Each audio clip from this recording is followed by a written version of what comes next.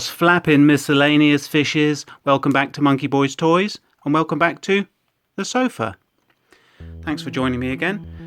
Now, you may remember last week I drew some names out of a hat and asked you guys to vote on which M.A.S.K vehicle you'd like to see reviewed next. Your choices were the Goliath, the Firecracker, and Piranha. Now, there was no surprises for guessing which one was going to win, and there was a very, very clear winner with 100% of the votes. It was the Goliath, which I shall now be referring to as the Goliath.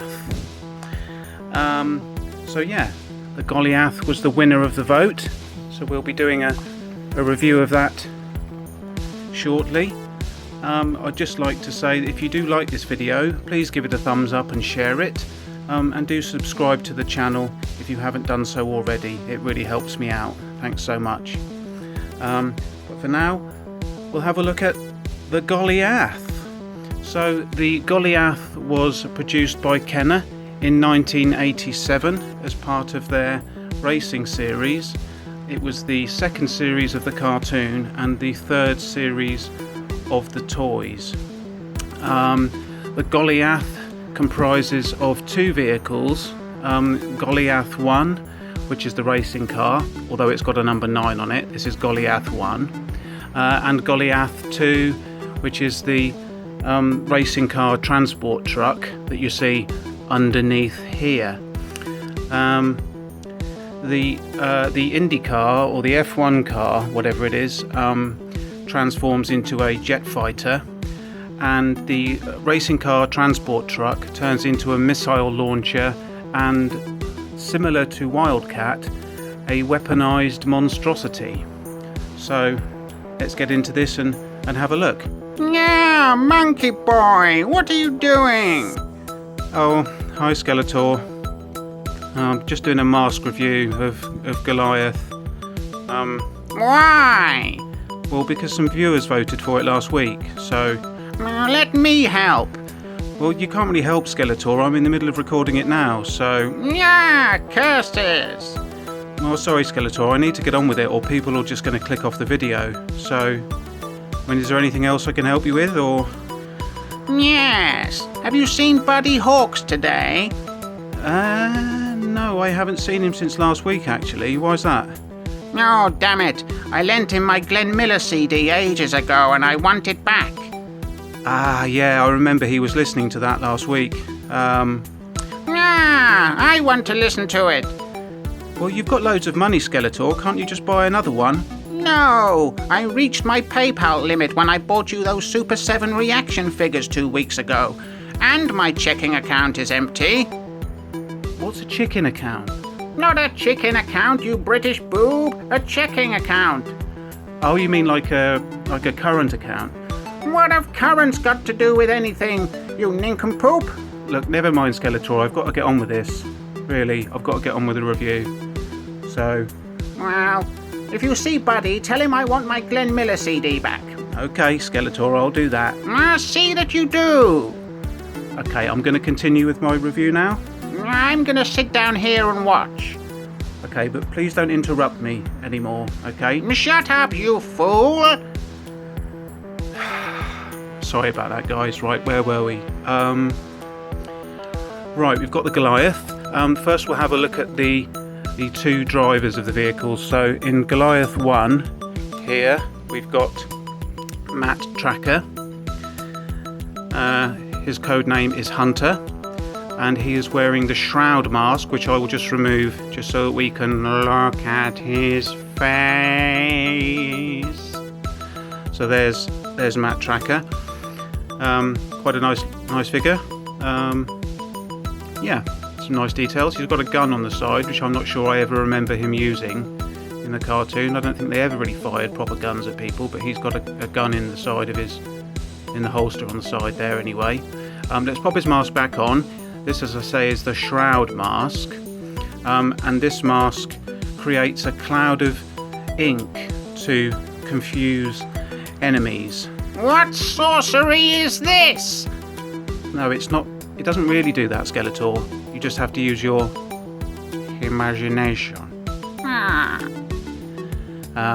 Let's set him off to the side for a second, and we'll have a look at the driver of Goliath 2, which is Nevada Rushmore. Here he is with his totem mask. Let's just remove that so you can look at his feathers. Oh, it's not going to focus, but there we go. There we go. Sort of. There's some feathers. Enjoy those for a second. And moving on. There's Nevada Rushmore. His code name is Chief, and here is his totem mask. Now his totem mask fires totem-shaped explosive grenades. What? Really? No, it doesn't really, Skeletor. You just have to use your imagination. So there's Nevada Rushmore. We'll set him off to the side again, and then we'll have a look at the vehicles. So first up we've got Goliath 1, which is a racing car. It's like an F1 sort of Indy car.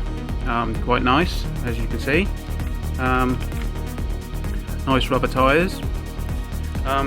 This transforms into a fighter jet, and what you need to do for that, if I just set it back on the top here, is you just push this button on the top, and you'll see the wings pop out and the back wheels spin around like that, and then you pop down the front wheels, fold them to the back, and there is your jet fighter.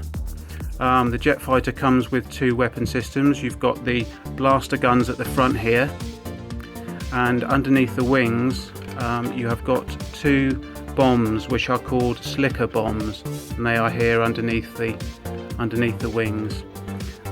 These parts are often lost, so if you're going to pick up one of these for your collection, make sure it's got the slicker bombs with it as well, because they're very small and fiddly. I won't deploy those now because they're a bit tricky to get back in. But anyway, there's the Goliath 1. If I just transfer it back into its racing car mode, it does just sit on the top of the Goliath 2 like this, but also there is a slot at the bottom just here, and there is a corresponding piece on the trailer there, and you can slide the Goliath on, and it should, if I can get it right, it should lock into place. Okay, I'm not doing this very well, but it should lock into place like this, and then when you move the vehicle off the ramp, it deploys the wings automatically. So that's a nice little feature. But for now I'll put this off to the side, and we'll have a look at Goliath 2. The Goliath 2 has these extendable platforms at the back, so that you can use that to take the race car on and off the platform there. They're quite flexible and flimsy. Sometimes they're broken, but most of the time they're okay. And this back portion of the vehicle can raise or lower according to your needs. There is a black support bar here that fits underneath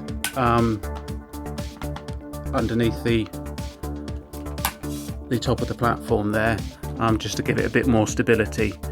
But that's about that. Now the transformation on Goliath is relatively simple. What you do is you flip up these two pieces here, and that reveals the missiles. So this is the mobile missile launcher part of the vehicle. If you move it backwards and forwards, the missile launcher actually rotates a little bit, as you can see. But to transform it into the weaponized monstrosity, you take the missile launcher and you twist it around in either direction, and then this pops up, the front pops up, and this piece falls down, and this is where you would sit Nevada Rushmore. If I can get him in there behind his seatbelt. It's a little bit fiddly. It's easier to put him in when it's in the street mode actually. But anyway, he would sit in there, and then this gun, this is actually a fire extinguisher cannon. This flips out at the front, and then this whole turret will spin 360 degrees, and that gives you the weaponized monstrosity that is Goliath. So that's pretty much it for there. If I pop it back into its street mode for a second, and what we'll do actually, Skeletor, Yes? do you want to help me test the missile launcher? Yes, that sounds wonderfully dangerous. What do I have to do? Well, if you could just stand at the back of the sofa for me. What? Yeah, if you just stand at the back of the sofa for me and close your eyes. I haven't got any eyelids, you fool. Oh well. Anyway, I just want to test this out, if that's all right, Skeletor. Why are you pointing that at me? That's very dangerous. Well, no, you'll be all right. Let's just see if I can. Ah, Monkeyboy, you wanker! You got me right in the face. Ow, bastard! What are you doing? So yeah, and that's how the missile system works. So we'll just remove the Goliath out of the frame now because we're done with the review, and we can just clear these items up. I'll get you next time, Monkeyboy. And yeah, that's about it for the review. Let's now bring in the Hat of Destiny and draw the names for next week's review. We'll have 3 brand new names this time.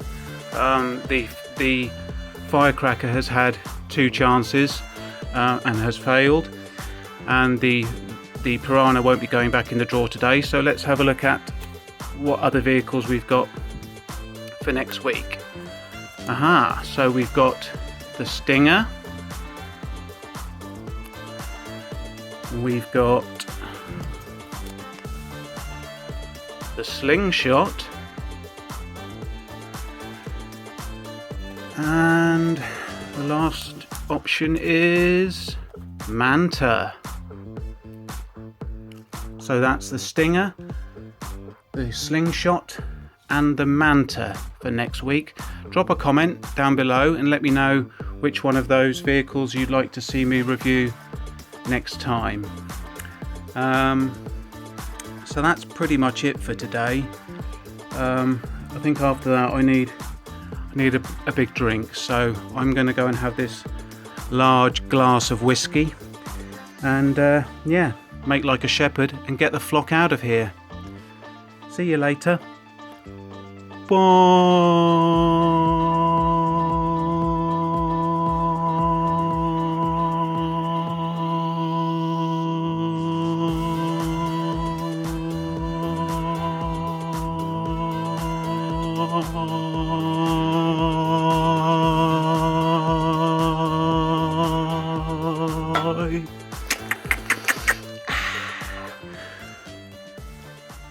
Pardon me, boy.